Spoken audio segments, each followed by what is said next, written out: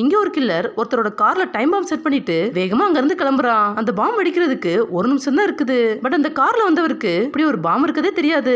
அவராட்டு car ஓட்டிட்டு போறாரு. அப்ப காருக்குள்ள ஒரு பூச்சி உள்ள வந்து அவரை வண்டி ஓட்டாம டிஸ்டர்ப் பண்ணிட்டு இருக்கு. இவர் அந்த பூச்சியை வரட்ட தான் ட்ரை பண்ணிட்டு இருக்காரு. அந்த பூச்சியோ அந்த காரோட ஸ்டீரிங்ல உட்கார்ந்துருது. இதனால அவர் அந்த காரை ஓரமா நிப்பாட்டிட்டு அந்த பூச்சியை வரட்ட ஆரம்பிக்கிறாரு. அந்த பூச்சியோ நேரா பறந்து போய் திரும்பவும் கார்லயே உட்கார்ந்துருது. இதனால அவரு ஷூவை கழட்டி அதை ஓங்கி அடிக்கிறாரு. அதே நேரம் அந்த பாம்ல இருக்க டைமும் முடிஞ்சதால அந்த கார் அப்படியே வெடிச்சிருது. இந்த கார் வெடிச்சதை பார்த்த கில்லரோ அவன் செத்துட்டான்னு ரொம்ப சந்தோஷப்பட்டு இருக்கான். பட் அந்த கார்ல வந்தவருக்கு எதுவுமே ஆகல.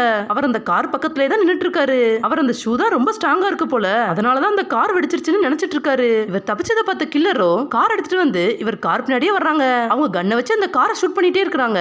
அப்போ ஒரு புல்லட்டோ அந்த காரோட பெட்ரோல் டேங்க்ல ஓட்ட போட்டுருது. இதனால அந்த கார்ல இருக்க பெட்ரோல் எல்லாம் அப்படியே வெளியில கொட்ட ஆரம்பிச்சிருது. பட் அப்ப கூட அவருக்கு அங்க நடக்கிற எதுவுமே தெரியல. அவராட்டு போன் பேசிட்டு இருக்காரு. போன்ல அவரோட ஒய்ஃபும் இங்க நடக்கிற சத்தம் எல்லாம் கேட்டுட்டு அது என்ன சத்தம்னு கேக்குறாங்க.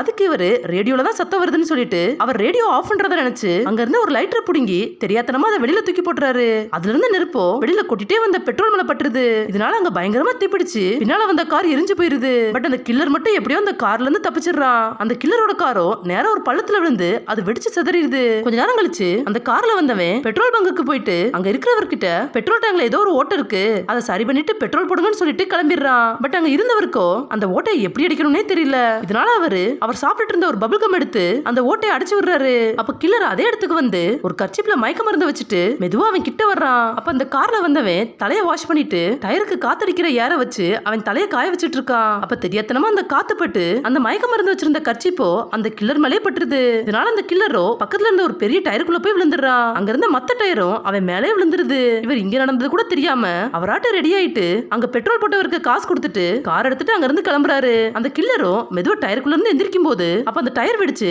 அவன் அப்படியே வானத்துல பறந்து போறான். இவனு எவ்வளவுதான் பிளான் போட்டாலும் இவனால அவரை கொல்லவே முடியல. அவரோட லக்குனால அவர் எல்லாத்துல இருந்து ஈஸியா தப்பிச்சிடுறாரு.